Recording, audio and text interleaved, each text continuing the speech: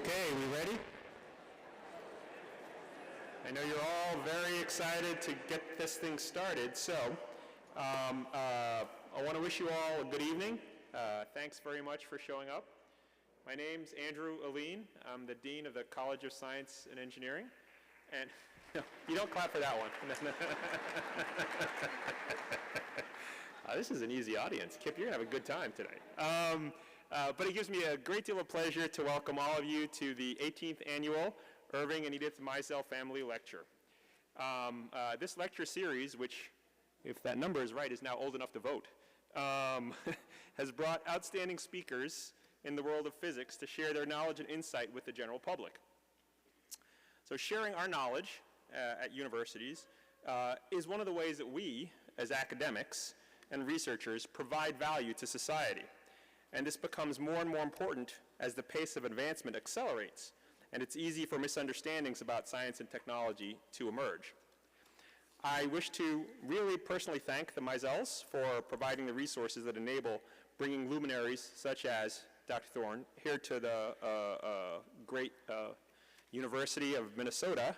And I would also like to thank the School of Physics and Astronomy, and in particular, the Fine Theoretical Physics Institute for the tremendous effort that it took to put this lecture together. A lot goes into organizing, bringing the speaker in and setting up a venue like this.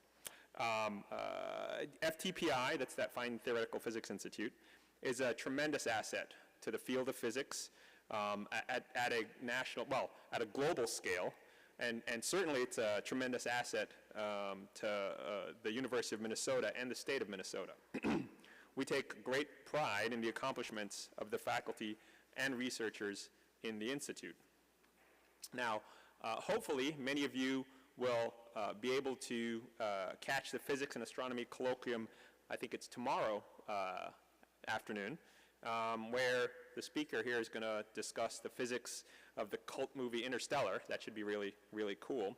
But this evening, we're also in for a treat as Professor Thorne here takes us on a journey through the known universe. I'm really interested to see what he has to say. And at this point in time, I'd like to welcome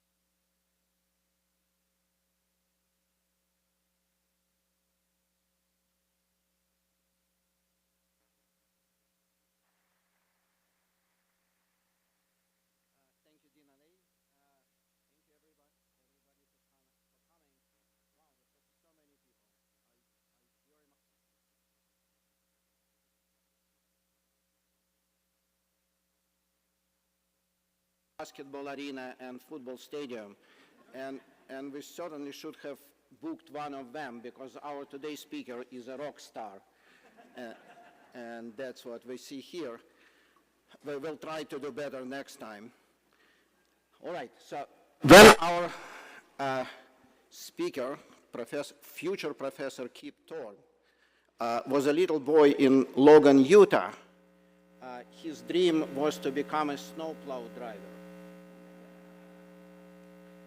But this dream was shattered when, at the age of 8, he attended a public lecture like this on a solar system and fell in love with astronomy.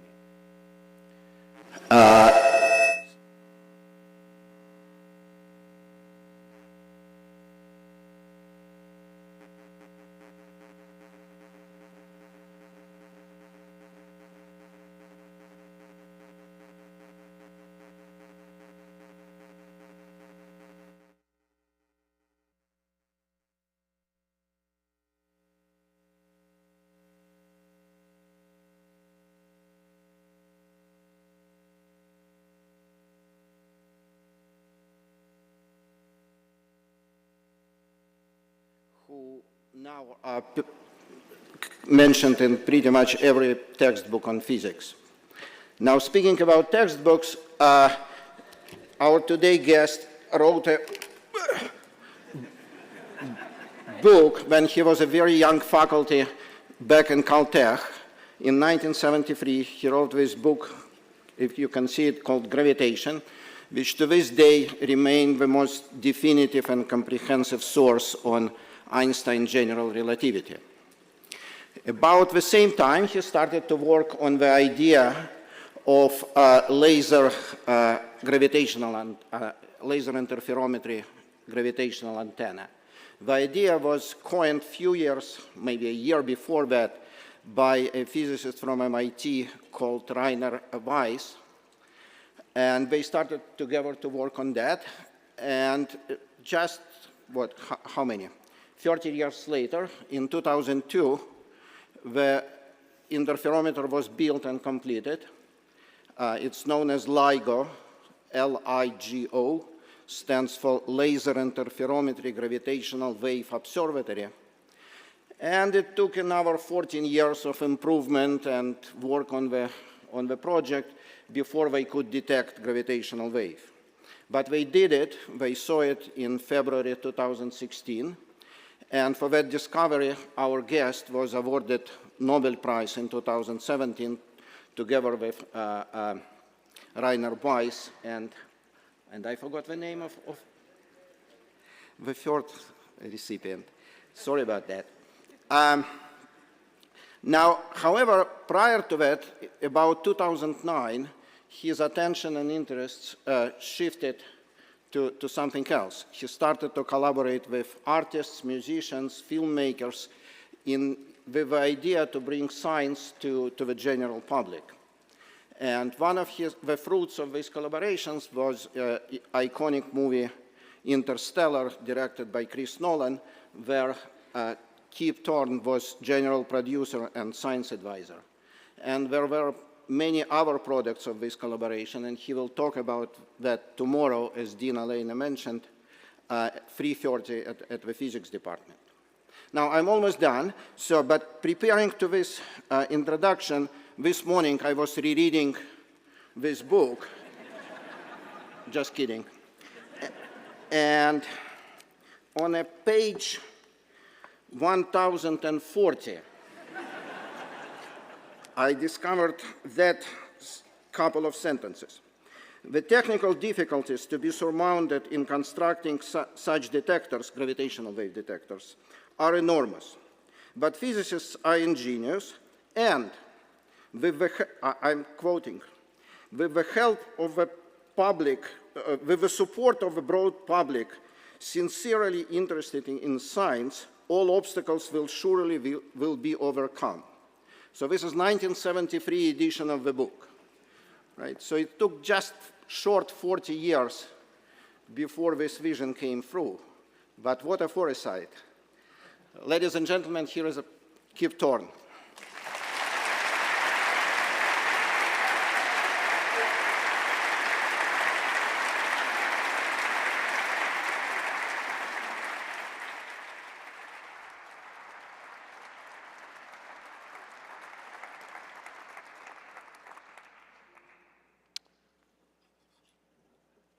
Now,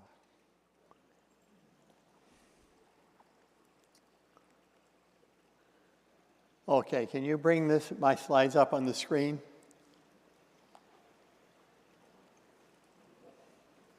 Please.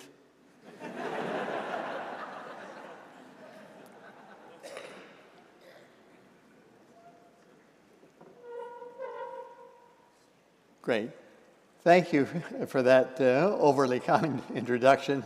It is an honor and a pleasure to be here to give the Misel Family Public Lecture that is so very important and so valuable to the physicists and I think the whole community of the University of Minnesota and beyond in the Minneapolis-St. Paul area. I was really pleased to receive the invitation, and I'm so very happy to be here with you today. I'm going to be doing this in a manner that is different the way I normally give lectures, and so I want to find out whether you can see my cursor going back and forth under a warp side. Can you see that? Okay. Normally I'm pointing with a laser pointer, but there are too many screens to do that. And there's an overflow room. I don't know, it's 10 overflow rooms, something like that back there, who have screens back there. And So in order for them to see it, I'm switching over to this. So I may be a little rusty, a little unfamiliar with this, but work with me and we'll see how it goes. So 1962, as Alex said in his introduction, I went to Princeton to work with John Wheeler. John Wheeler was the great guru of relativity at that era, and I knew I wanted to do a PhD thesis in relativity and perhaps make my career in that area of research. And from John Wheeler, I learned that there is what I today use the phrase a warped side of our universe, by which I mean objects and phenomena that are made from warped space and time rather than from matter like you and I. These include black holes, gravitational waves, the Big Bang, vacuum fluctuations. This is not something that anybody in the audience probably ever associates with the warped side of the universe, but I'm going to tell you that it's absolutely central to the warped side of the universe. And so for a lot of physicists and astrophysicists, I'm going to, I hope, teach you something. And then wormholes and time travel. I'm going to switch glasses. If you don't mind, that's just me trying to get adjusted to, that's much better. Okay. Now, okay. There's a great richness to the warp side of the universe, the warp side phenomena, and I'm going to illustrate this by telling you about many, many different features of black holes, some of which you have never heard of before. Let's begin with Interstellar's black hole, Gargantua, that you see this iconic image of the Gargantua in the movie. The question is, why does it look like that? Well, the answer is that the black hole is surrounded by an accretion disk. It's a hot, flaming disk, but it's at the temperature of the sun, which is a relatively low temperature for something near a black hole. And so it turns out to be a very thin disk, sort of because it's what for black holes is a low temperature. And so it looks rather like the rings of Saturn. And a light ray from the upper back face of the black hole goes up over the black hole and is pulled by the hole's intense gravity down to Christopher Nolan's IMAX camera. And because it's coming down from above, it makes this upper branch of the image that you see here. And a light ray from the bottom back face, oh dear, it went away, come on. From the bottom back face goes similarly underneath the black hole and up to the camera, and so it makes the bottom branch. And a light ray from the front of the accretion disk goes directly to the camera and makes the crossbar. So it's very simple and pretty obvious if you think about it, that's what it ought to look like. Now, in 2019, this is 5 years after this movie comes out, an Event Horizon telescope makes the first photograph of a black hole ever made. This is a project of 400 scientists and engineers at 100 institutions led by Shep Doleman at Harvard. And they combined the data from many radio telescopes worldwide, but working at 1.3 millimeters wavelength. And here are the telescopes. They range from the South Pole up to Greenland, and they range from way out here in Hawaii up here to southern Spain, so covering basically half of the Earth. And combining those data coherently, they were able to make this remarkable photograph of the black hole in the M87 giant galaxy.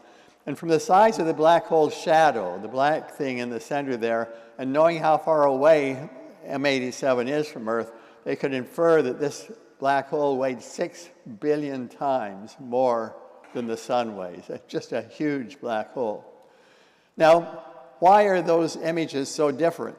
Many people have commented they're so remarkably the same. They're not the same at all. They're weirdly different. And so my friend Oliver James at DNEG Visual Effects House, he and his team, they got the Academy Award for the visual effects in this movie, Interstellar.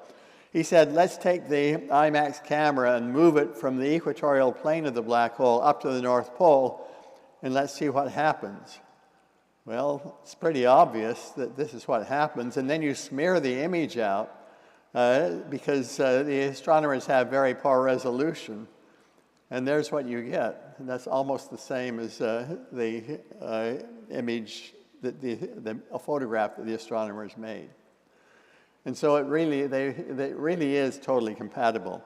Now, black holes are made from warped space-time. This is what I was taught from the beginning. And for example, the circumference around this black hole is very small compared to its diameter. And you would ask, well, how is that possible? Well, let's take an example, an analogy. Let's take a sheet of rubber, a child's trampoline, put it up on Hull stilts here that I'm not showing you, and then put a rock down at the center. And suppose that I'm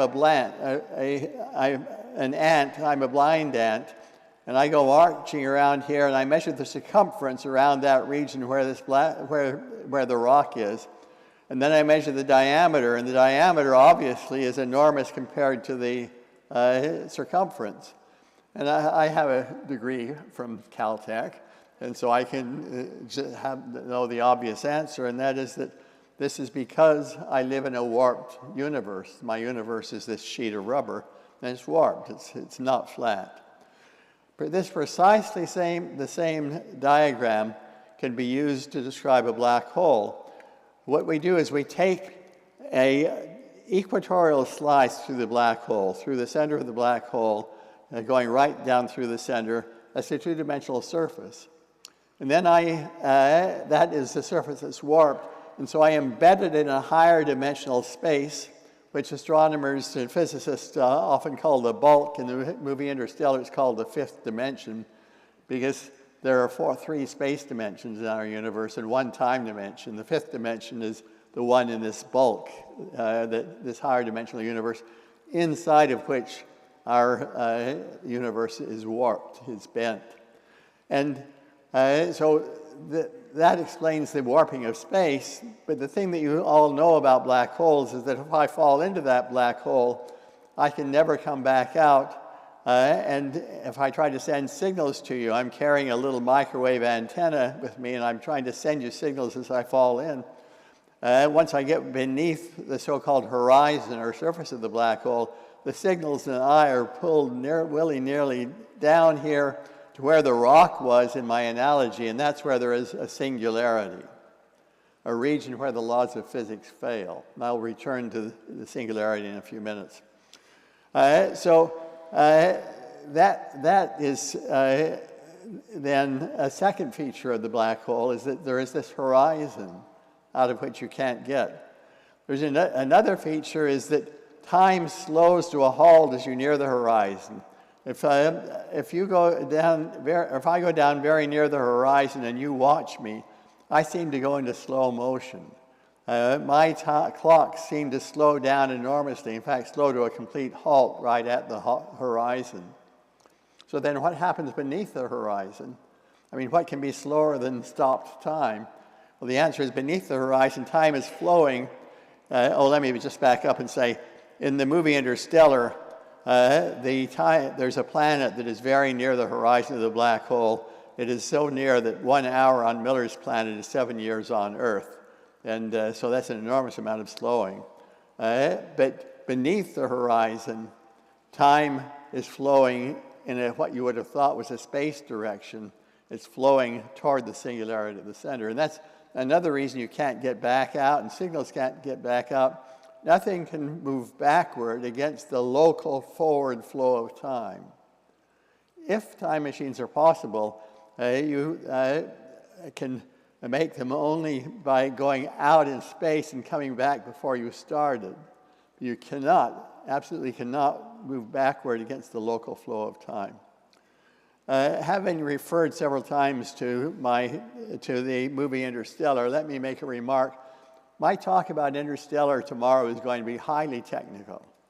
It's aimed at the physicists and not at the general audience. It's going to be full of equations, and it's going to be full of detailed references to pieces of physics that the physicists who have training at the level of a physics graduate student will be familiar with a lot of stuff, but the general audience won't be.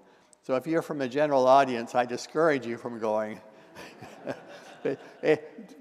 I know it's surprising that I talk about the movie Interstellar in that context, but it's because Interstellar has very deep physics built into it, and I want to explain to the physicists the details of the deep physics that is built into that movie from the beginning. Okay, so enough said.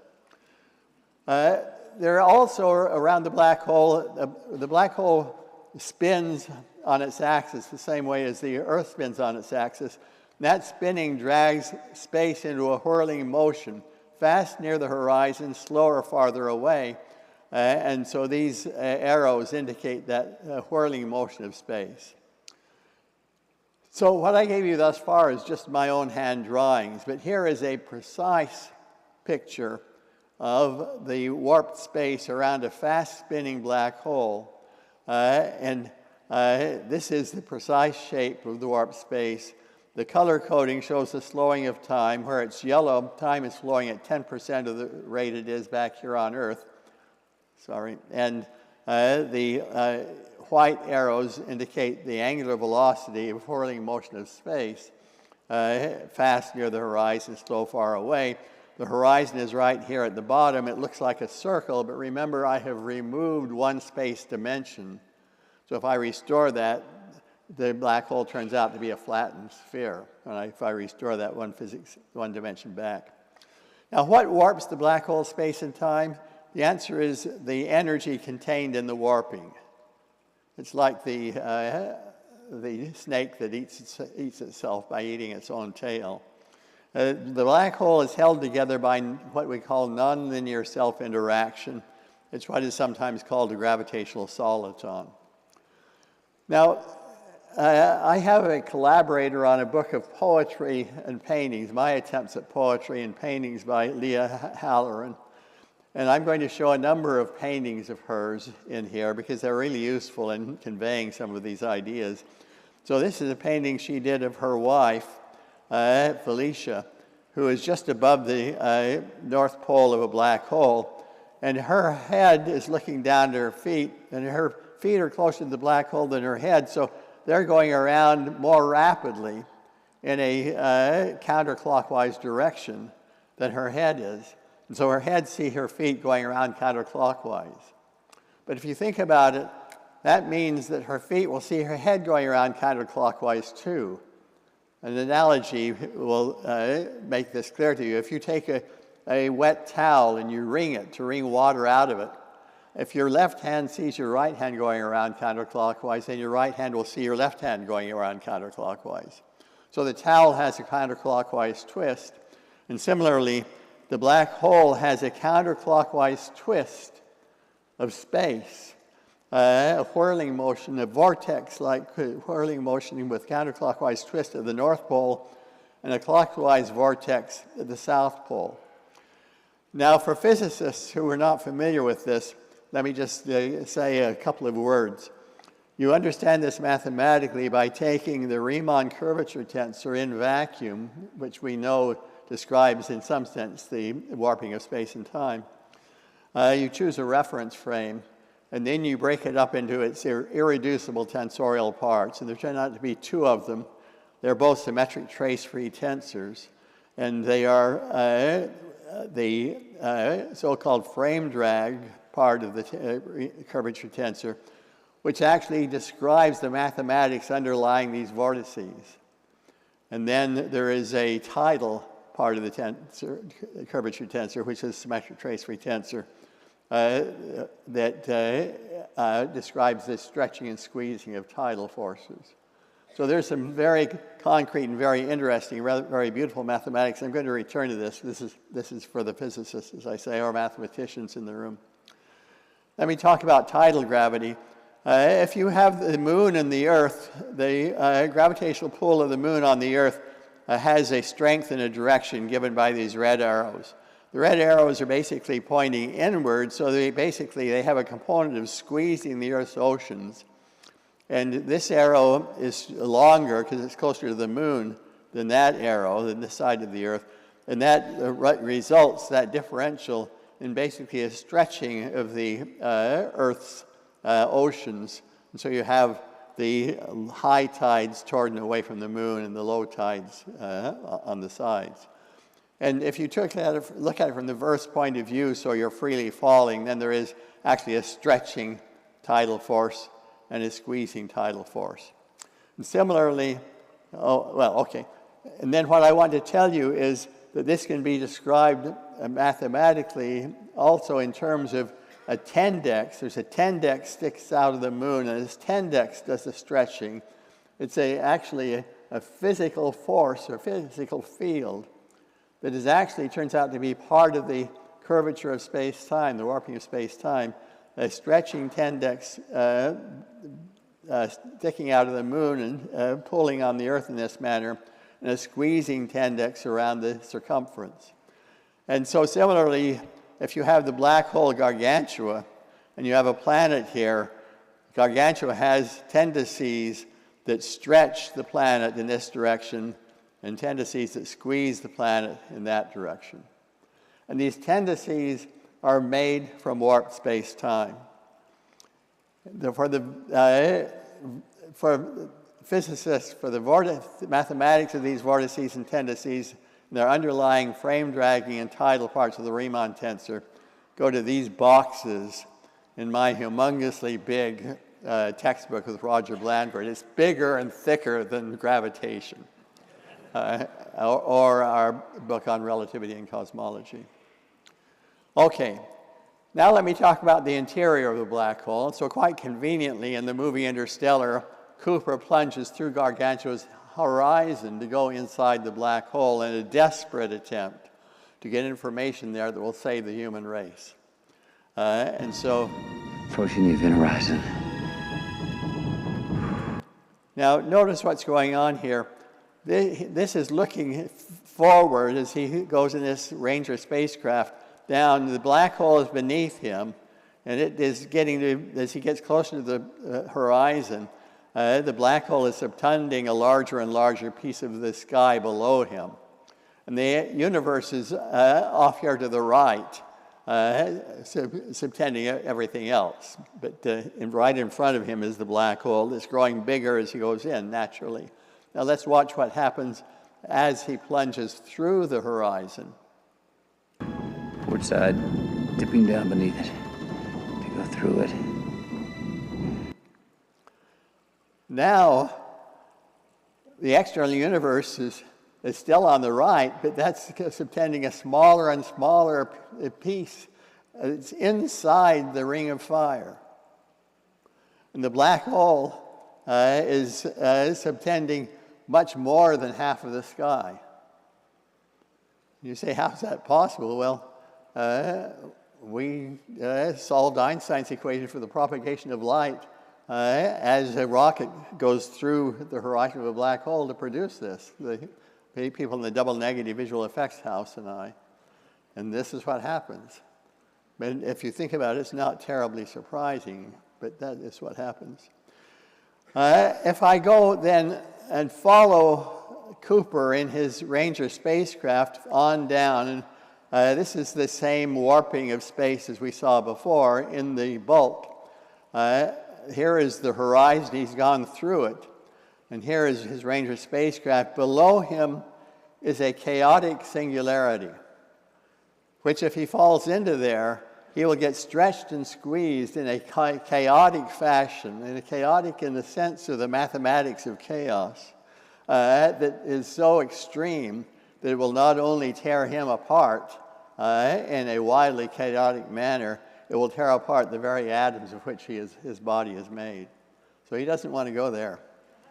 For physicists, this is what's called the BKL singularity. But in addition, time is so distorted, so slowed inside the black hole, basically compared to far outside, as seen by Cooper in that spacecraft, that up here above him, everything that will fall into the black hole in the rest of the life of the universe over billions of years comes crashing down above him in a thin layer that is infinitesimally thick. And if it crashes down on him, he's dead too. Okay? And this is an infalling singularity. For physicists, this is what's sometimes called the mass inflation singularity, a lousy name, but that's the technical name. But then below him, everything that fell into the black hole before he did, a little bit scatters back up. And it all comes up as seen by him in a very thin sort of shockwave type of singularity. And for physicists, this is called the shock singularity. That is the most gentle of these three singularities, and it is one that he might be able to survive. That is the key to the backstory of Interstellar. And again, there's a huge amount of mathematics underlying this that I will say something about in my technical talk. And so Cooper, I should have shut my phone off just a minute. That was a real no-no. Okay, it's dead. Okay, Cooper falls toward this outflying so-called gentle singularity. And just as he approaches it, tidal forces tear his Ranger spacecraft apart. And you see him in the movie out there falling down inward. And you see him captured by a tesseract, which is a spacecraft that lives in the bulk and can carry him out of the black hole and up into the bulk above our universe, and does so, and then carries him back to Earth through the bulk. Now, Christopher Nolan and I spent many days talking about and planning the ending of Interstellar. Chris said to me at the beginning of our working together that he greatly admired Stanley Kubrick's masterpiece movie, 2001: A Space Odyssey.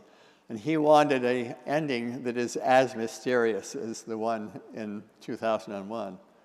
And he got one that was more mysterious. It's so mysterious that the only way you'll ever understand the ending is to buy my book. And here are the relevant chapters, 27 to 31. Fine. Enough said. So I now want to pull something from this other book that I did with Leah Halloran, my other marvelous collaborator. Chris was just wonderful to work with. Leah has been just wonderful to work with. But she has some paintings which were animated by a dear colleague of ours, Paula Froley, that tell you what a black hole is. So she begins by telling you, Paula does, what Leah Halloran's wife, Felicia, is. So here we go. What is Felicia? She's the sum of all her parts. Her face, her silken hair, her arms and breasts, her hands and legs and feet, her heart, her brain, her precious personality. And what is a black hole? It's the sum of all its parts. It's space that is warped, the funnel of boat being seas, its vortices of whirling space, its tendencies that stretch and squeeze, its slowing time and down cascading time, its horizon and its singularities, all made from warped space-time. And it really is quite remarkable that all of these amazing features are made from warped space-time, not from matter at all like you and I. And that the black hole is so rich. We didn't even imagine half of this richness 20 years ago. We've learned ever so much more about it from computer simulations.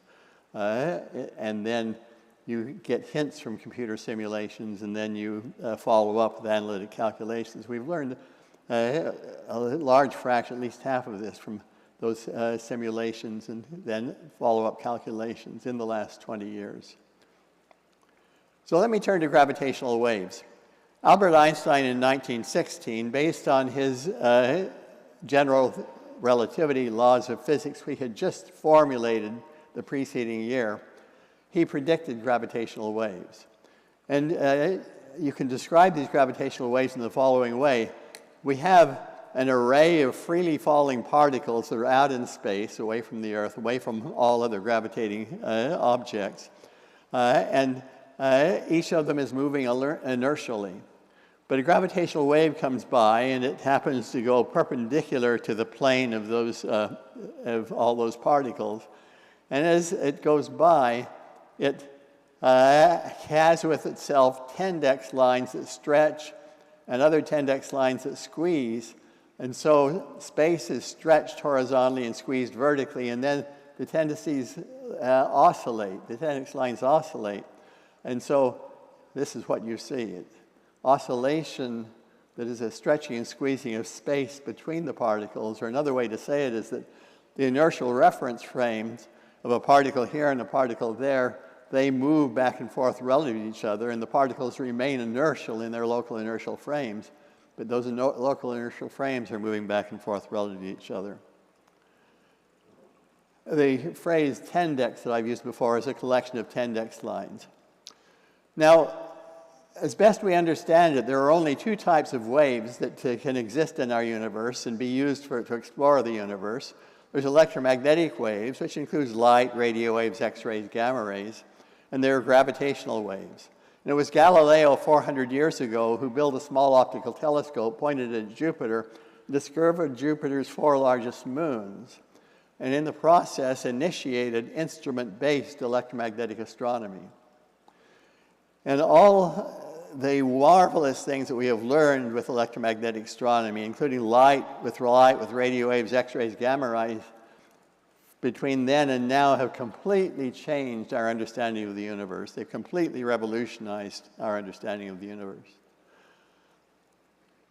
In 1972, my student Bill Press and I wrote a technical paper, but based on lots of discussions with our colleagues, as well as our own thoughts, which was a vision for what we could do with gravitational wave astronomy if we could create it. It was a vision that we wanted to do what Galileo did, create gravitational wave astronomy, and that this gravitational wave astronomy might similarly revolutionize our understanding of the universe over the subsequent decades and centuries, and might also do it particularly hand in hand with electromagnetic astronomy when you are dealing with sources that might produce both kinds of radiation. At that same time, as we were just finishing writing our paper, we received from Ray Weiss at MIT a technical paper in which he described a gravitational wave detector of a new type, different than what people had worked with before, called a gravitational wave interferometer, in which you have 4 mirrors that hang from overhead supports. A gravity wave comes along, pushes these mirrors apart, pushes those together. The next half cycle, it pushes these apart and it pushes those together. And you use a technique called laser interferometry to monitor these oscillating difference in arm lengths along these two arms. I won't discuss this technically, but just this is the basic idea. Now, gravitational waves are made from the same thing as black holes. They're made from warped space-time, and so they are the ideal tool for exploring the warp side of our universe. If we want to really observe black holes in detail, and they're not emitting any light, X-rays, radio waves, gamma rays, the ideal tool to do it with is gravitational waves. And this is what we also understood in 1972, and this is part of our dream. It took 43 years of intense work to develop and perfect Ray Weiss's gravitational wave interferometers, as elaborated and improved by Ron Drever, whom we brought to Caltech to work on this with us, and others. It took building a 1,000-person LIGO team, organized and assembled and initially led by Barry Barish, who understood that in order to pull this off successfully, we needed far more than just Caltech and MIT. And he built this team then that by the time we first saw gravitational waves, it was a team that had 1,000 collaborators from 16 different nations and something like 80 different institutions in 16 different nations, all contributing to this. And this team designed and built advanced gravity wave interferometers and developed data analysis techniques.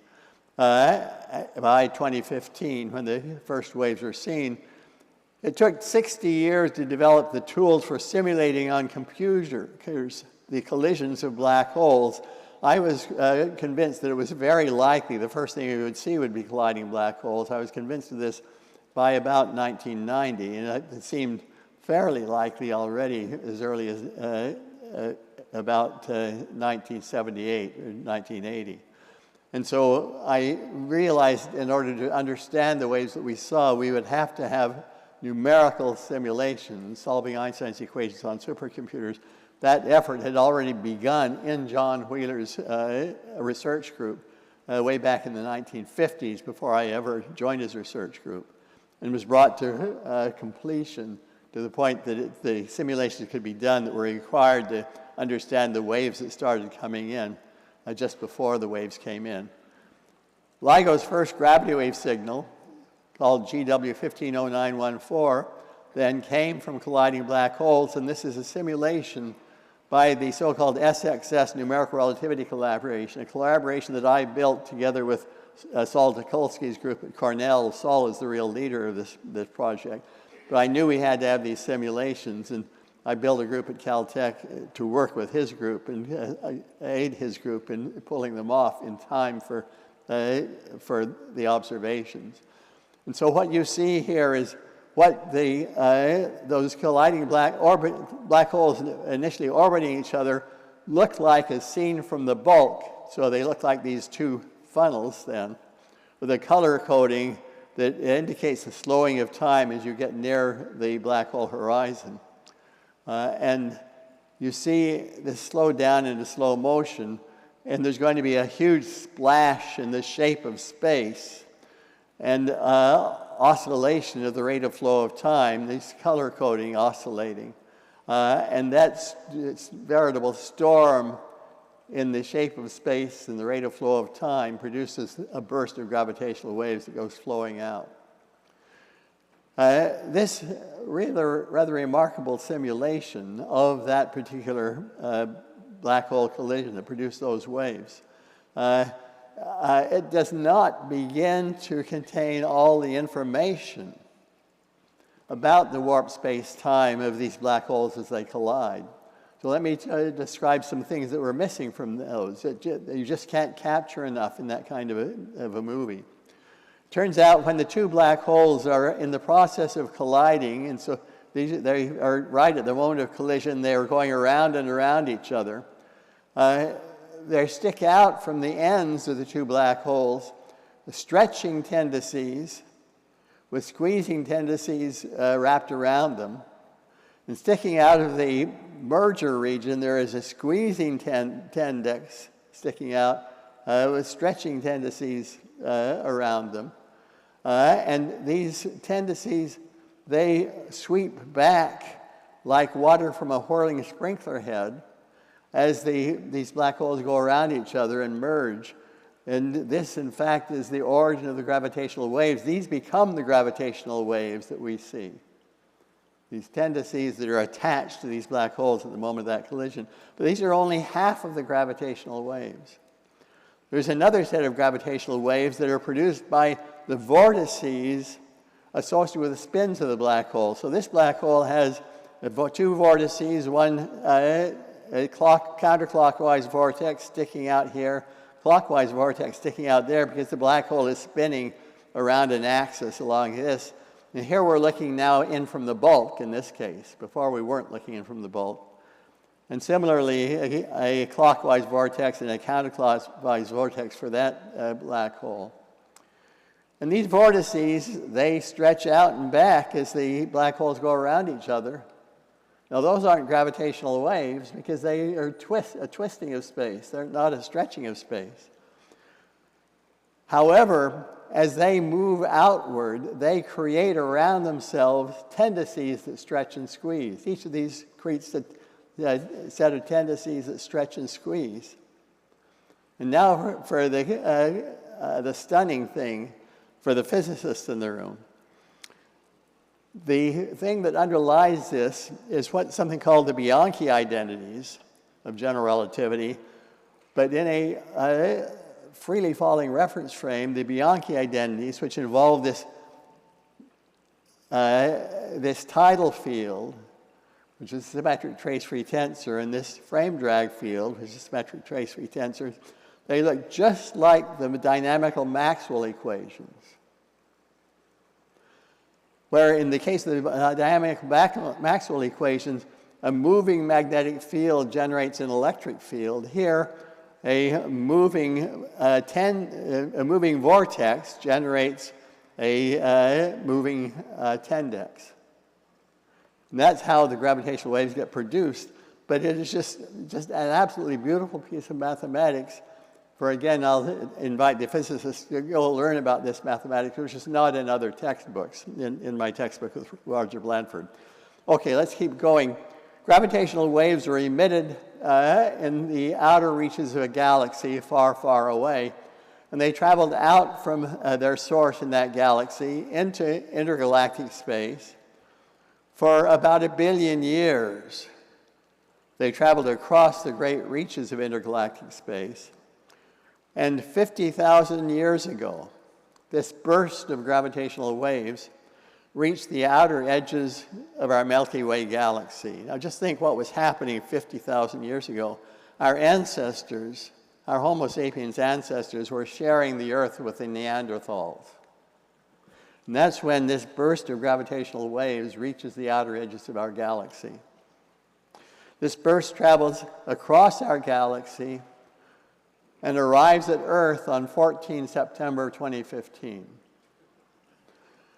It touches down initially near the tip of the Antarctic Peninsula.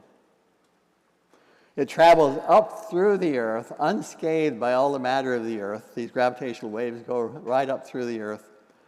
And they emerge at LIGO, gravity wave detector, interferometer, LIGO, in Livingston, Louisiana. And 7 milliseconds later, 7/1000 of a second later, they emerge from the ground in Hanford, Washington, at our gravity wave detector. And it's just to me, it's just incredible. And the LIGO team, together with a collection of people from the so-called Virgo gravity wave detector program in Europe, which had built a gravitational wave detector of a similar sort, but it was not yet fully operational. But we had an agreement that we would analyze our data together, and so they contributed to the data analysis. Spent several months to be absolutely sure that this was the real thing, and then announced the result that they had seen gravitational waves. And they figured out what we were seeing by comparing the cleaned up waveform of stretching and squeezing as a function of time, the cleaned up stretching and squeezing as a function of time, comparing that with the computer simulations from the SXS group, that this was 2 black holes weighing 29 and 36 solar masses for a total of 65 solar masses that collided and merged. The final black hole only weighed 62 solar masses, so 3 solar masses was converted into gravitational wave energy and traveled out across the universe and arrived in a period of a fraction of a second, making these oscillations over a period of a fraction of a second.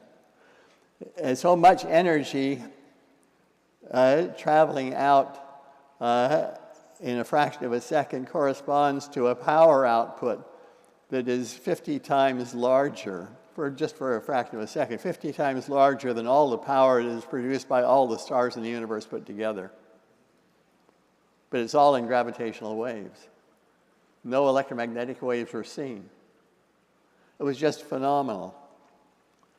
And that came, again, from the observations from a distance of 1.3 billion light years away. LIGO has now seen about 300 black hole collisions. It's been exploring the laws that govern black holes, the properties and populations of black holes in our universe. LIGO has seen several collisions of neutron stars, stars so compact they're made basically of pure nuclear matter, one of which was close enough that the electromagnetic astronomers saw every form of electromagnetic wave that the astronomers are capable of seeing came off of that same source as the gravitational waves. So that was fantastically exciting event. The other neutron star collisions are too far away, and all we could see is the gravitational waves. The electromagnetic astronomers couldn't see them yet. We've seen several black holes swallow neutron stars. The LIGO Virgo team, in fact, is exploring the warp side of our universe with gravitational waves. The holy grail of this entire effort is to explore the Big Bang birth of our universe with gravitational waves. And that's my dream, is that within the next several decades, we will see the gravitational waves from the birth of the universe, and we will use them to come to a much deeper understanding of the birth of the universe and of the laws of quantum gravity that govern the birth of the universe. But that is sort of the new dream now that we have gravitational wave astronomy is up and running.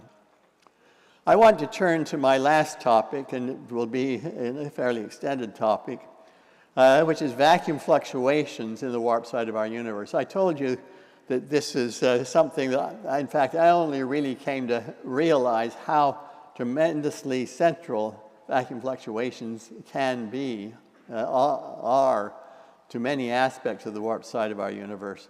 I didn't realize that until fairly late in the game,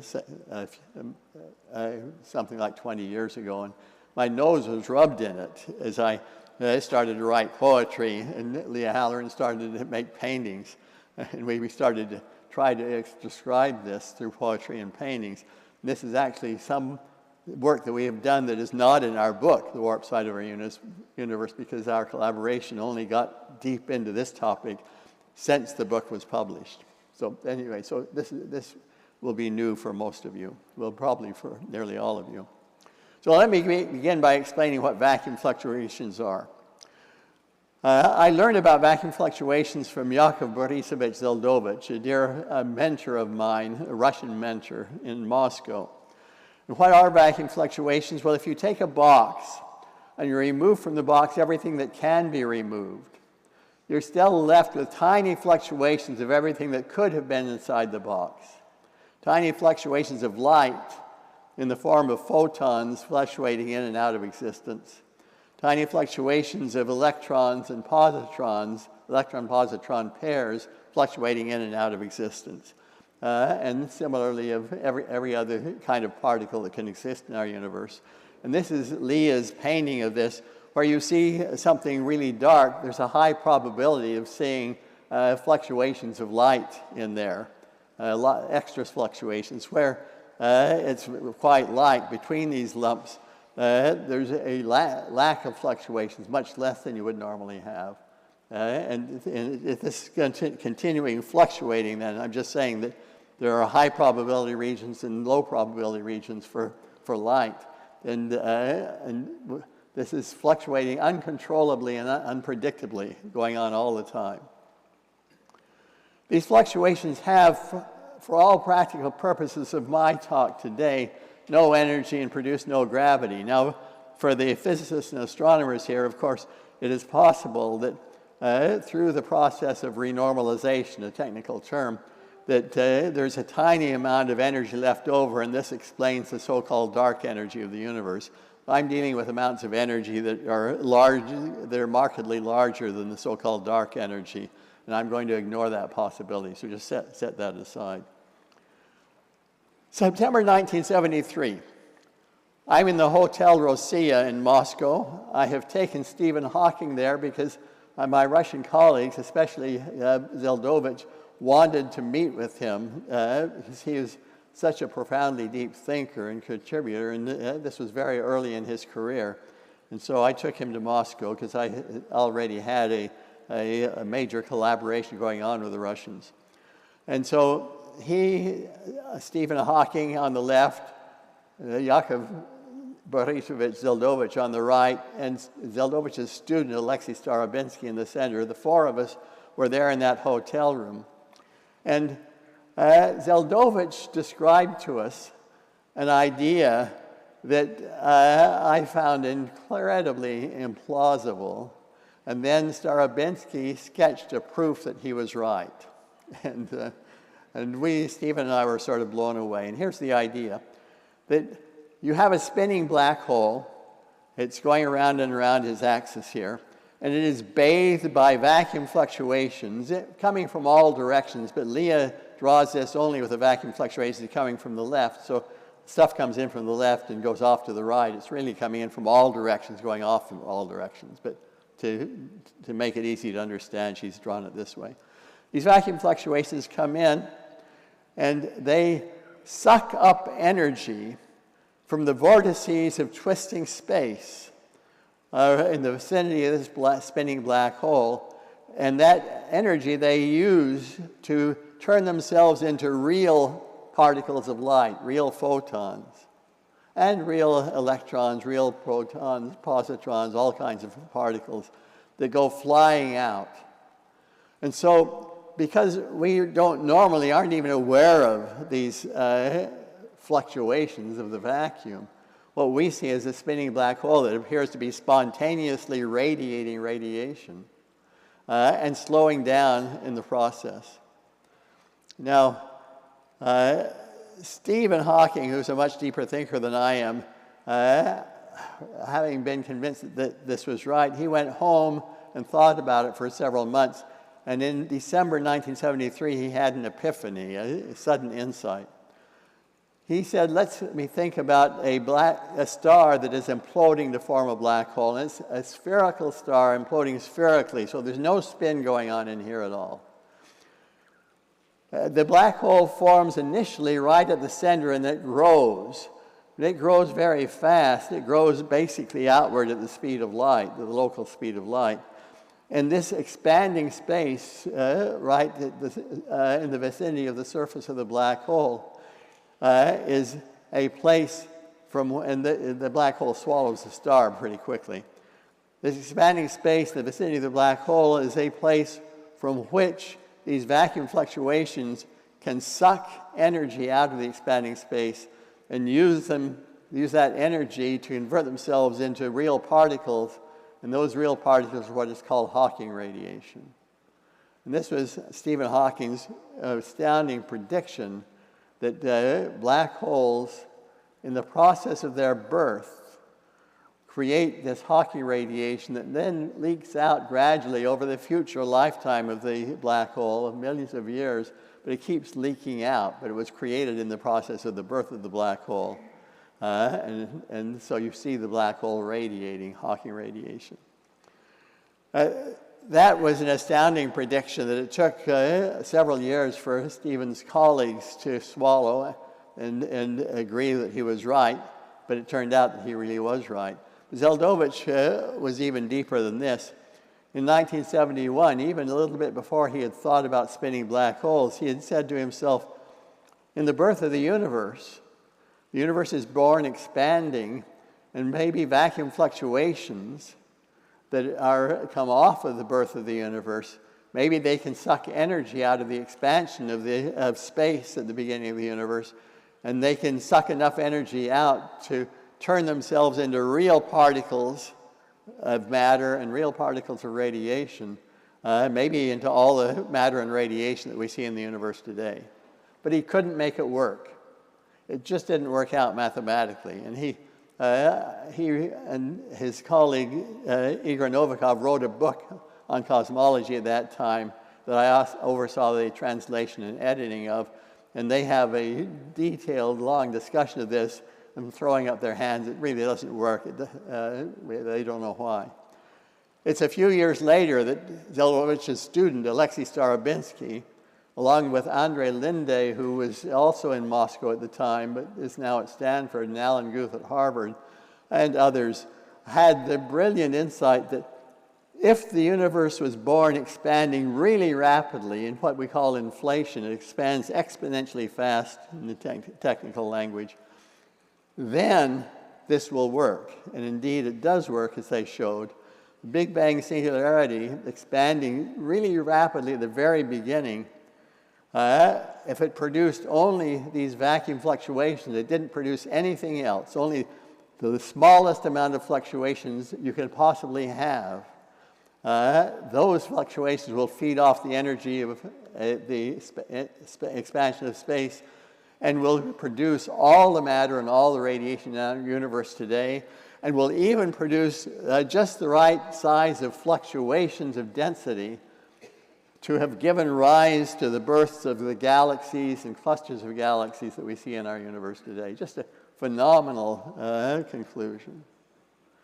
And so the bottom line that I'm getting at is that we have these vacuum fluctuations inevitably, in certain circumstances, gobbling up energy from empty space and using it to do really interesting things in our universe.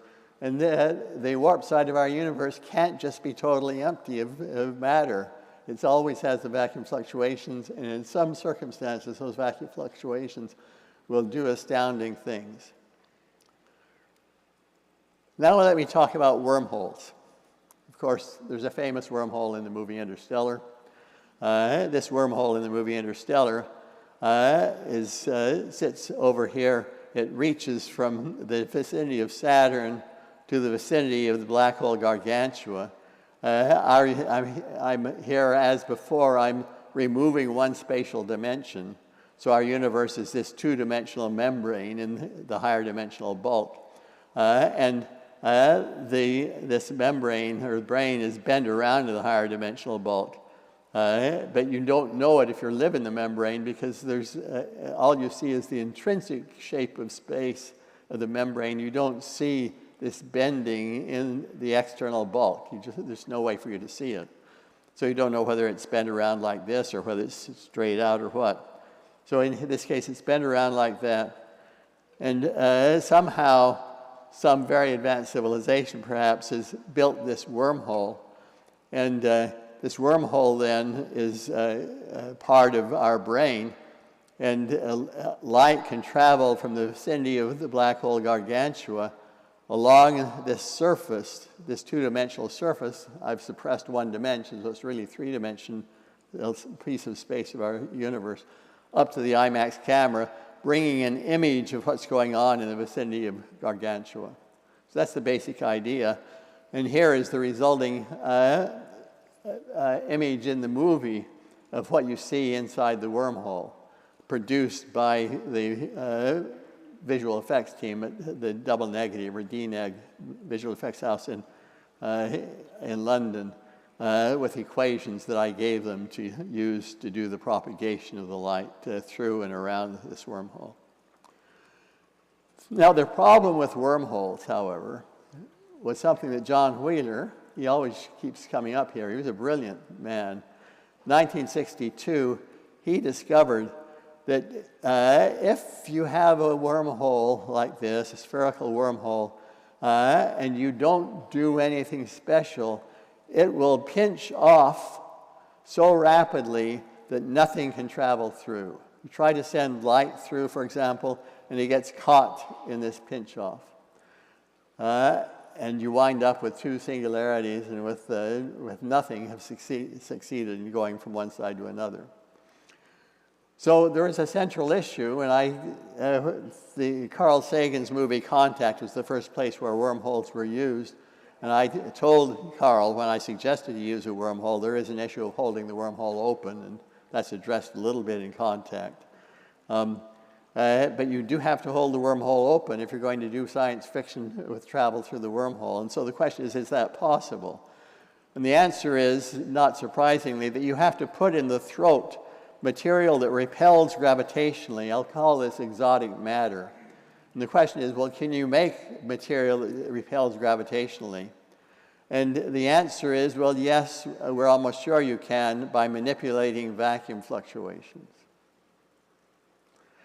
And so here I'm going to talk about speculations about a very advanced civilization using these vacuum fluctuations to make some amazing technology. And that is what does underlie the wormhole in the movie Interstellar, the speculation about it. But I want to give you an example that explains why we believe you can make exotic matter. Suppose I take two electrically conducting plates, say they're superconducting, and I put them very close to each other. And I put a handle on the top plate and a handle on the bottom plate, so I'm holding them like this, and then I let them move closer and closer together.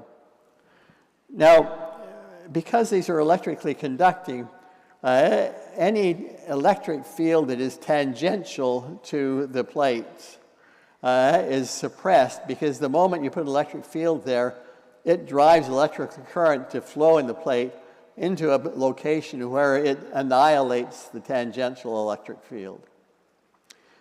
And so the closer and closer you get to the plates to each other, the more full suppression between the plates there is of the tangential part of the electric field.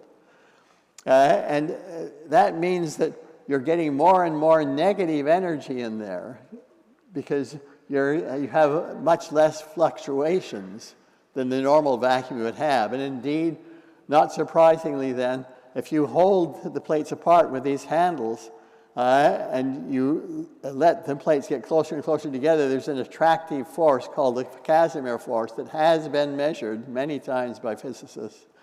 And that Casimir force does work on you, on your hands. You're sucking energy out of the vacuum in between the plates. And that vacuum is getting more and more negative energy because it began with zero energy at the very beginning. The actual amount of energy in there in the ordinary vacuum is zero or exceedingly close to zero. And it gets more and more negative, and it is a general consensus that with very high probability, but not 100% confidence, that this then leads to a very negative energy between the plates in those vacuum fluctuations. Okay, so now let's take two spheres, perfectly conducting spheres, that are nested one inside the other in the throat of a wormhole. They're the same size, but for seen from above here, you have two nested spheres, and this is the outer sphere, and that's the lower sphere. But seen by somebody down in this lower sheet, this is the outer sphere, and that's the lower sphere. So, but there is then, it's basically a perfect analog of the two plates. But these are now two concentric spheres in the throat of a wormhole. And there's a force between them, and you hold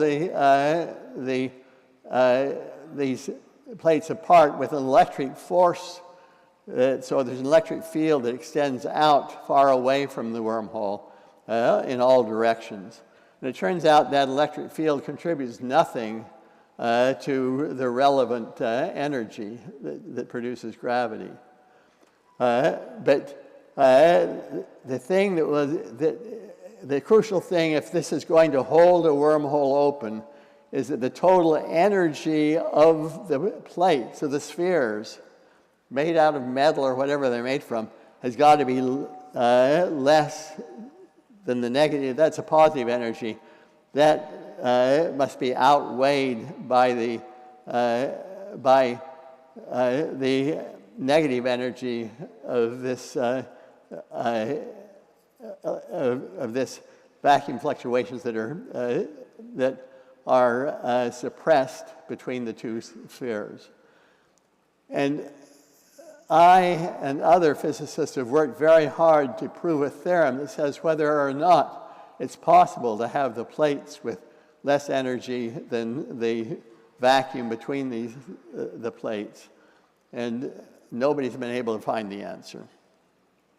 So we don't know. I'm a little skeptical, but we don't know for sure. So let me tell you where things stand after something like 25 or 30 years of struggling with these issues. Can wormholes occur naturally in our universe? I think the answer is almost certainly no, except possibly on the quantum gravity scale, on a tiny, tiny scale of 10 to the minus 33 centimeters, in some quantum foam of fluctuations in the shape of space or in the topology of space. little wormholes that are fluctuating in and out of existence on this tiny, tiny, tiny scale, far, far smaller than an atom. Can big wormholes be made by an advanced civilization? Possibly. I can imagine when I have had a few vodkas in my stomach that a very advanced civilization can grab a hold of one of these fluctuating wormholes down in the quantum foam and enlarge it to classical size. If they do that, can these wormholes be held open? Probably not. It probably requires too large amounts of exotic matter. But when speculating beyond the frontiers of firm knowledge, I've been proved wrong so many times that it's sometimes spectacularly wrong that you shouldn't take my pronouncements too seriously. But I'm pessimistic, but I could well be wrong. Wormhole-based time travel, let's take a wormhole,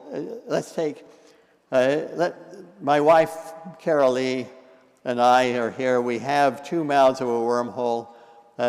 She gets into a rocket ship and travels outward at high speed, close to the speed of light, turns around and comes back. I stay back here at home. She takes that mouth of the wormhole with her. I keep this mouth here. And there's something called the twins paradox that says that she may, in this process, age by just 1 year, while I age by 50 years. A little dangerous at my age to age 50 years, but let's suppose that's what happens. Then, if that's what happens, then looking out through space, Carol Lee sees me exceedingly old. But if we hold hands through the wormhole, each of us looking at each other's watches, obviously each other's watches tick at the same rate inside the wormhole. So looking through outer space, I'm old. Looking through the wormhole, I'm young. If you think about it, that means the wormhole is now a time machine. You have to think about it, but it becomes pretty clear if you think about it for a little while. The wormhole became a time machine. However, in 1991, Sung-Won Kim, a postdoc from Korea, and I thought this through and did some detailed, in-depth calculations using something called quantum field theory and curved space-time. And we discovered that it is pretty likely that at the moment that this becomes a time machine, it self-destructs. So here is Carol Lee, here's me, we're holding hands through the wormhole. At the moment, first moment when anything can move backward in time, it goes into the wormhole at Carol Lee's mouth and travels through and comes back here before it went in, but goes around and comes back here at the moment it started. So you now have twice as much of that stuff, photons, say, virtual photons, you have twice as much of it as you had before.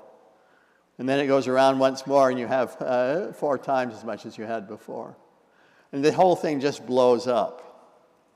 The very moment, the very first moment that you can build, that you turn the time machine on, it self-destructs. And I suspect this is what happens, but I'm not sure.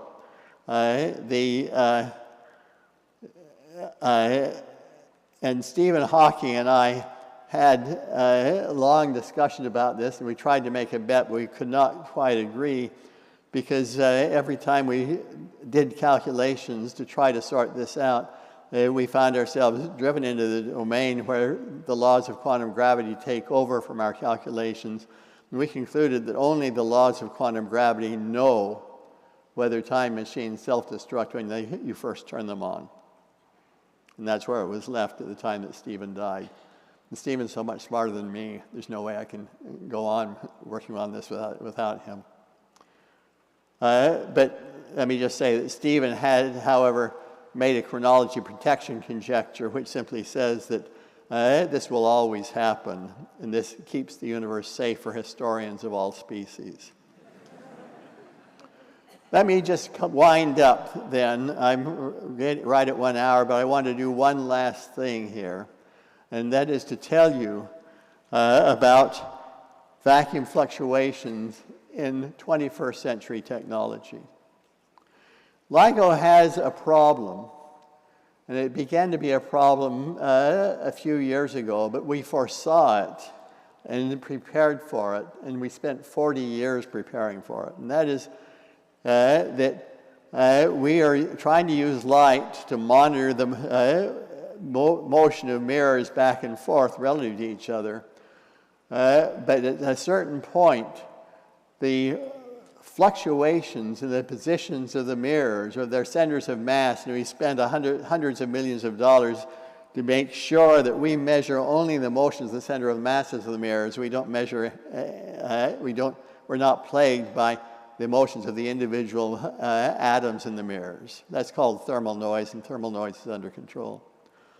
And so the fluctuations in the position of the center of mass of these mirrors become so large today, and as of a few years ago, that they would be hiding the gravitational waves that we are detecting today if we didn't have a technology to control those fluctuations in the center of mass of the mirrors.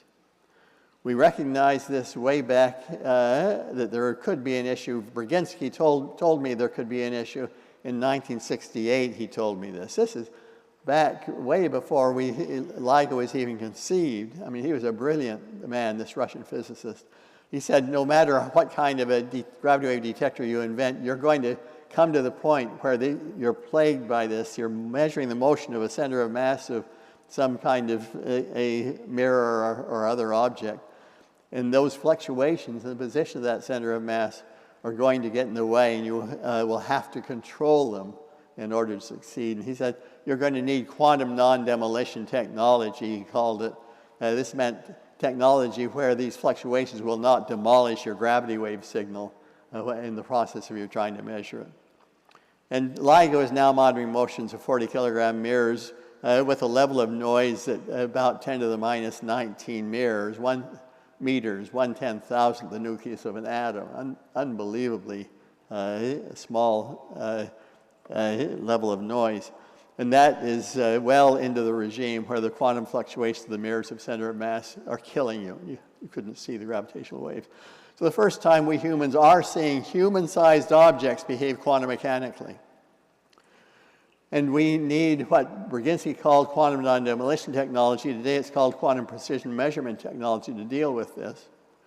And in fact, a student of mine, Carlton Caves, pointed out there really are two quantum noises. One is the fluctuations in the center of mass of the mirrors, and the other is fluctuations in the output light of the output laser light going into the photodetector.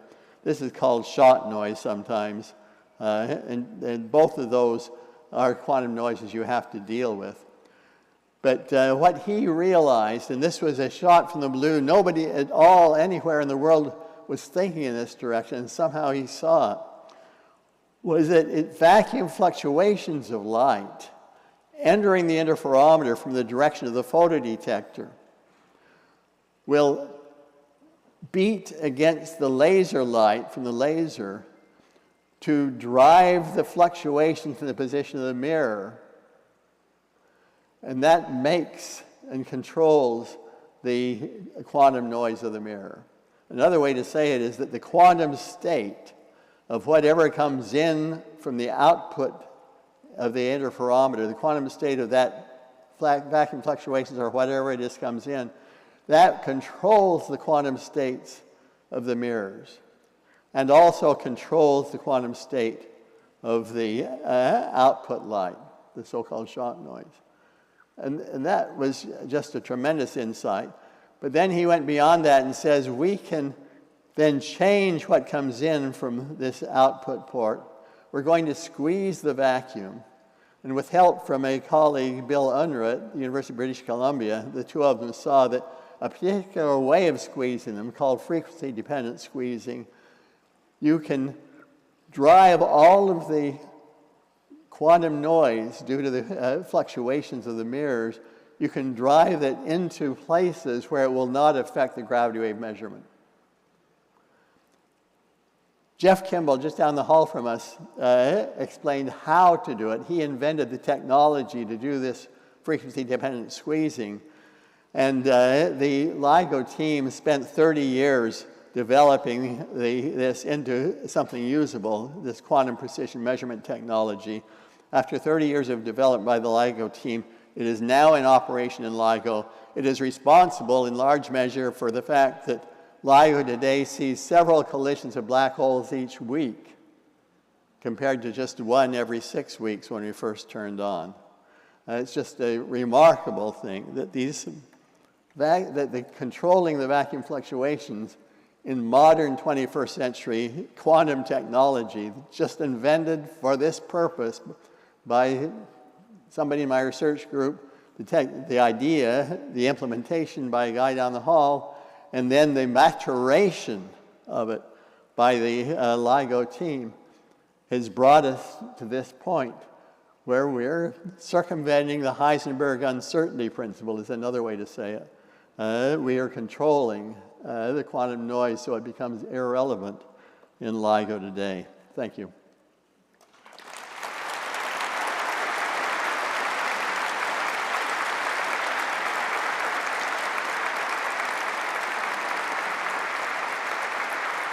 Oh, let me make one more remark that I was going to say, that the future of warp-side research is in the hands of today's students, postdocs, and young faculty, because I'm focusing on fun at the interface with the arts. And so it's your job to take it from here. Thank you. Thank you very much.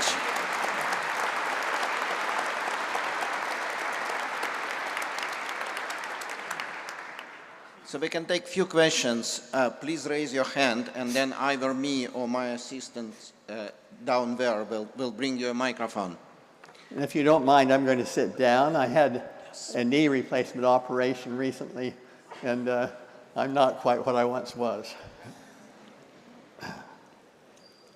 Oops, no, they have a chair for me back here. That's probably better. Yeah. Yes, please.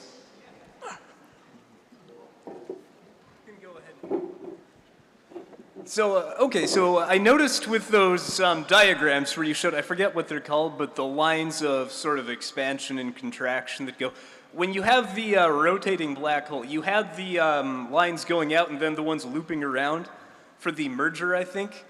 But then it seemed like, topologically speaking, they were sort of like going linearly out in two directions and then going around circularly in the other direction. So what's the transition between those two?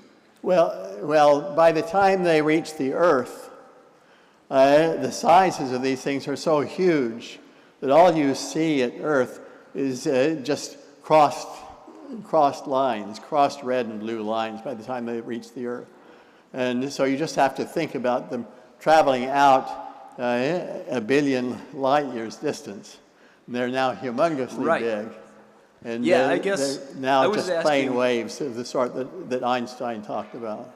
Yeah, I guess my question is in between one set and the other set, where you have the blue twisting around the red versus the red twisting around the blue. Do they go to zero in between? Because that can't happen continuously. I think we would have to sit down and draw some pictures. Okay. Yeah. Thanks. Here another question. Oh, let me also emphasize that these drawings are Leah Halloran's drawings to get the basic idea across. And if you go look in my textbook with Roger Lanford, you see the actual drawings, which are more complicated than this. But this captures the idea, but this is not the precise way that things are going. Yes, please. I had a question about, at night when you dream, have you ever had any dreams about black holes? And if you do, what do you think? I have dreams all the time about black holes. When I'm trying to figure something out, I dream, I go to bed, and I'm struggling to understand something about black holes. And I have a brilliant insight in the middle of the night. And so I go write the insight down. And amazingly, more likely than not, it's a good insight. Because my subconscious is taking things that I'm not quite connecting together right. And it connects them together when it's in this dreamlike state. and it connects them together successfully. Sometimes it's nonsense, of course, but yes, have I ever dreamed about black holes? Yeah, many, many times, and it's really quite helpful. I had a dream not that long ago, maybe like 3 months ago, about a black hole, and there was like numerous mathematical equations coming out of it, and the symbol that almost looked like an A was an equal sign. I don't know if I could draw it with my hand, but it was like 2 lines this way, and I was looking at like different languages that maybe it could be connected to, but yeah, I just wanted to ask your opinion about that, because I know our dreams connect us. So let me explain again how my mind works. The equations are so complicated to work with the mathematics, that I and some other physicists, such as Stephen Hawking, turn the equations into pictures. And these pictures are the embodiment of the equation. They're not precisely correct, but they embody enough of the equations that they become the foundation for physical insight. And it's those that I'm manipulating in my head. That's those that Leah Halloran draws. And so if I dream some equations, that's a worthless dream. There's no way that in a dream I can get much out of the equations, but I can get a lot out of pictures. But again, that's just the way I am. How strong would the explosion of the time machine be? That's the big question. If it's sufficiently strong, then it will preserve chronology in Stephen's words. And our problem is that when we did calculations, the explosion was just taking off and getting barely strong enough to perhaps destroy the time machine at the point when the set of equations we were using failed, because we know that we're in a domain where quantum physics and general relativity are incompatible, and we have to switch over to the poorly understood laws of quantum gravity. So how strong? It appears just strong enough to hide the answer that we're trying to get. So, since at the event horizon of a black hole, time slows to a stop, and nothing can fall in from the point of view of an outside observer in a finite amount of time, how do black holes actually grow and get bigger?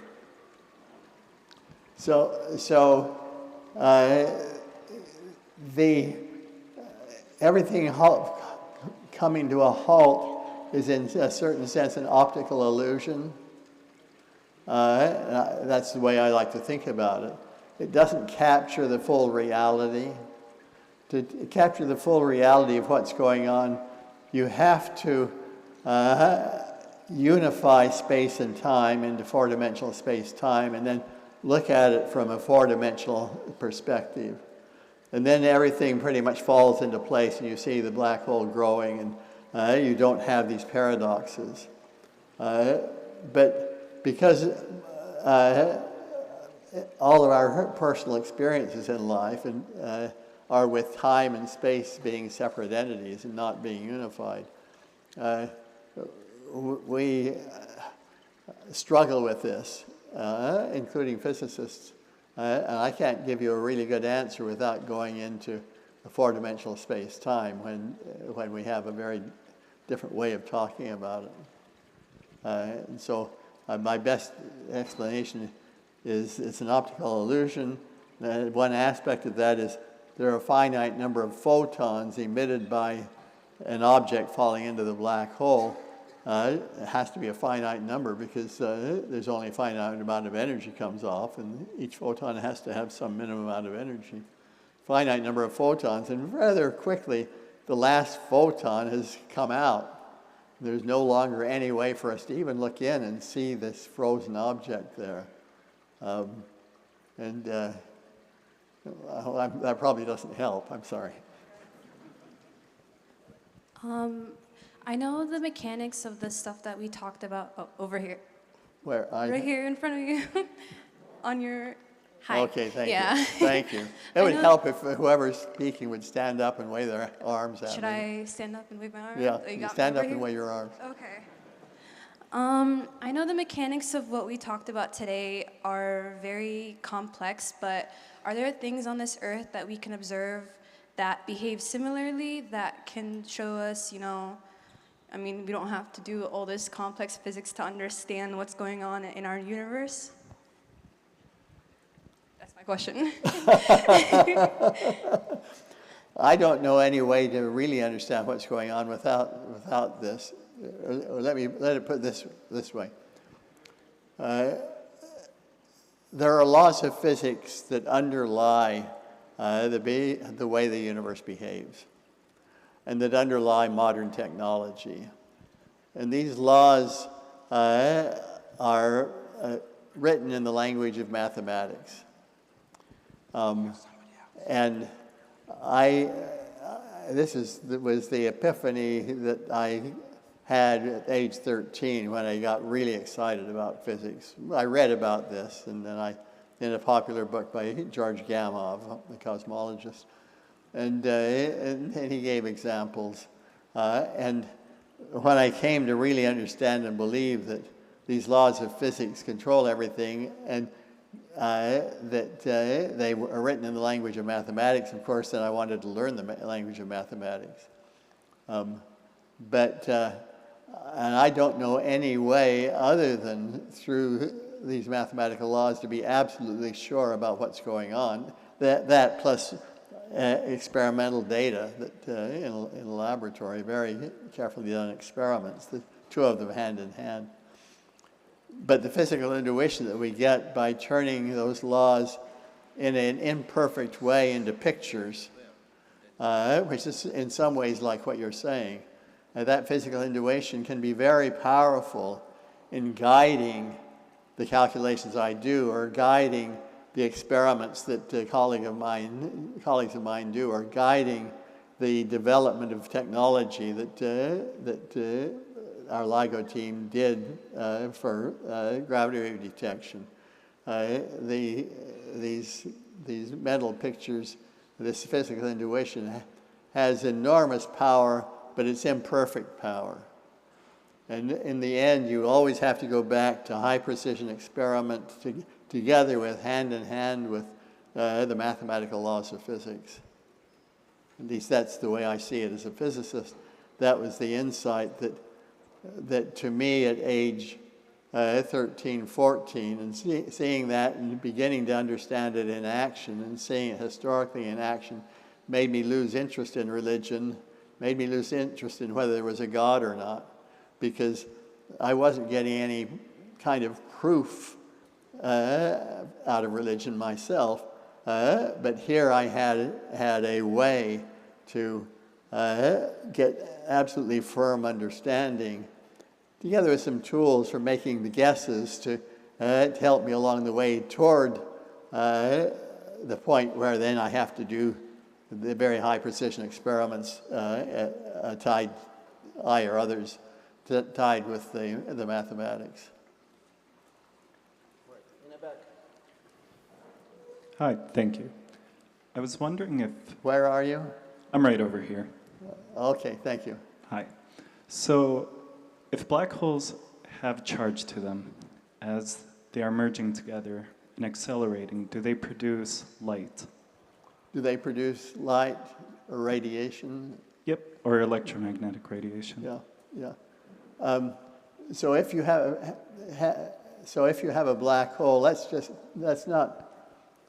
Okay, you have a charged black hole, but even a black hole that just has a magnetic field threading through it.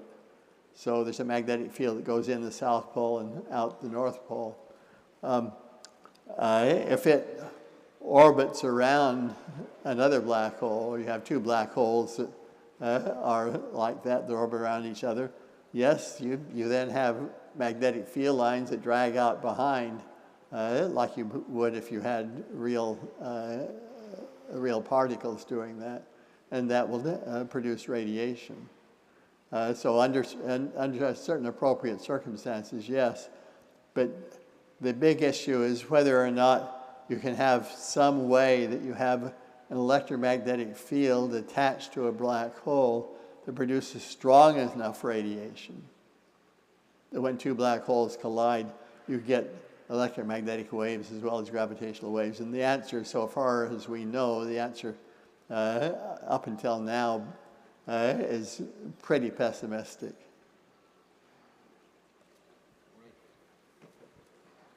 Yeah. May we hear some of your poetry? You heard it. What is a black hole? Which I can play for you again. Is my poetry together with an animation of Leah's paintings. Do you want to hear a little bit of it again? I'd love to.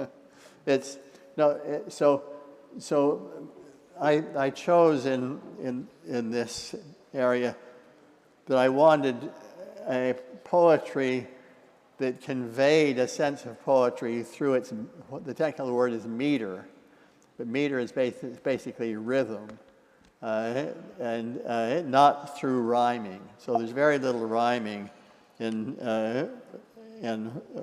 what I write, but there is a lot of very, very carefully crafted rhythm to it. So let me just, once again, so if you listen to this, it gives you a sense. What is Felicia? She's the sum of all her parts. Her face, her silken hair, her arms and breasts, her hands and legs and feet, her heart, her brain, her precious personality. And what is a black hole? It's the sum of all its parts. Its space that is warped, the funnel of boat being seas, its vortices of whirling space, its tendencies that stretch and squeeze, its slowing time and down cascading time, its horizon and its singularities, all made from warped space-time. So that gives you some sense of it. But, yeah. Hello? Over here? Right here. Back here, okay. So I had a question about the twisting of space-time at the poles of a turbulent hole. I'm sorry, question about what? The twisting space-time at the poles of a black hole. Okay. Mm-hmm. I was wondering, like, when we view a black hole in its accretion disk from the equator and how we can see it like from the top, why don't we see the twisting space-time from that light? So once we get away from the vicinity of the North and South Pole, the vortices are not so simple as what I drew. And so I will invite you to go look in my textbook with Roger Blandford to see what the vortex lines look like. You still have vortices of twisting space, but they're rather different shaped than the simple things that Leah drew just to give the essence of what's going on. Thank you. So, guys, we'll take one last question from here, okay, and then we will let people go. And if you still have questions, you're welcome to come. Did you hear that? One last question from here. Let people go. If you still have questions, you're welcome to come up here. But I won't talk to you until I've put my computer away. Otherwise, I'm going to lose some of the various components that are going to this. So Alex, back here. No, but one sec, we have somebody here. But, okay, we'll do you too. Should I go first? Go ahead, yeah. Oh. I've always been confused why or how a black hole is a sphere, but also a tunnel. I was wondering if you could explain that, or if that's even possible to visualize. Yeah. So it's a sphere as seen in our universe. it's a tunnel as seen from the bulk, from the higher dimensional universe. And this tunnel, or funnel, I like to think of it as a funnel, it's showing you, looking in from the bulk, how it is that the diameter is much larger than the circumference.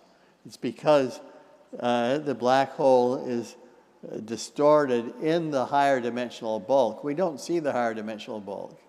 We're not sure whether the higher dimensional bulk really exists or not. It might perfectly well exist. There's a very good chance it really does exist. But we don't know for sure whether it exists. All we know is that the diameter is huge compared to the circumference. And looking at it from the bulk is a way for understanding how that's the case. All right, very last thing. All right. Thank you so much. I'd like to ask one question. I mean, you're Kip Thorne, the Nobel laureate, right? But you were once Kip Thorne, the student. Let me tell you about the Nobel Prize, okay? Just for a moment. Well, okay. When they called me to tell me that I was getting the Nobel Prize, they said you will not be surprised that you're getting the Nobel Prize together with Barry Barish and Rainer Weiss.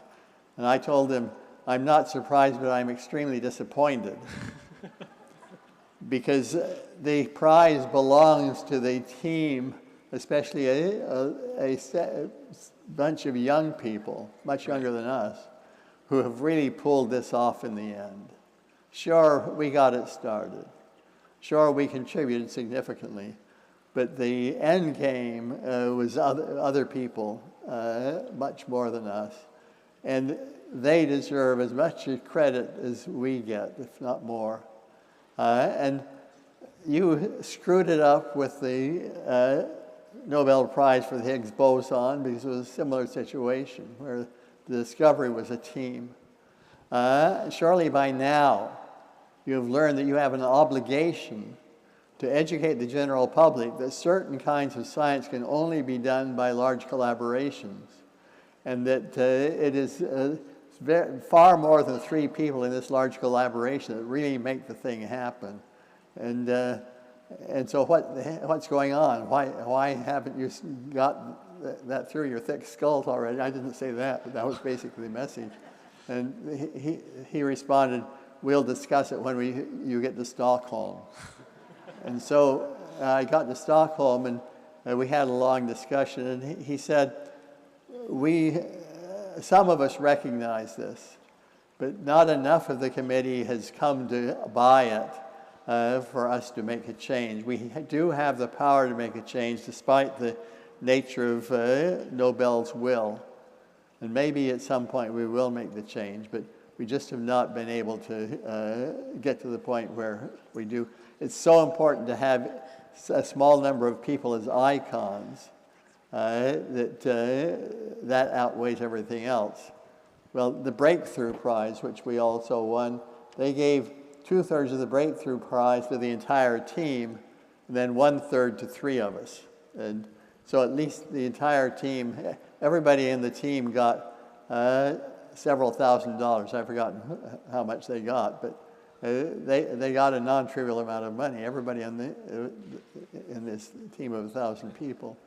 Well, anyway, enough said. Yeah. Okay, go ahead. Sorry, I was going to address, actually what you were talking about with the whole collaboration, right? I was saying, you're also, I suppose you still are a student in some ways, you're still learning new things, but you were a student, you were an early career scientist, you were a bright young faculty member, right, at some point, I imagine. And I just want to see what your advice is for those people in the same places, for young students and early career scientists and people like that. I'm sure you've had a point in your work where you've sort of felt like, well, maybe my stuff isn't going anywhere, or I'm never going to be important like some of these other people that I have. And what sort of advice would you have for those who maybe were stuck in that same position you were at one point? Well, so if you're ambitious, as so many young people are, as I was, I think my biggest piece of advice is when you pick something to work on, an area to work in, a project to work on, you pick something that not only you think has a possibility of some big payoff, but that's fun. Because if it's not fun, you're not going to be able to work hard enough to really bring it to conclusion.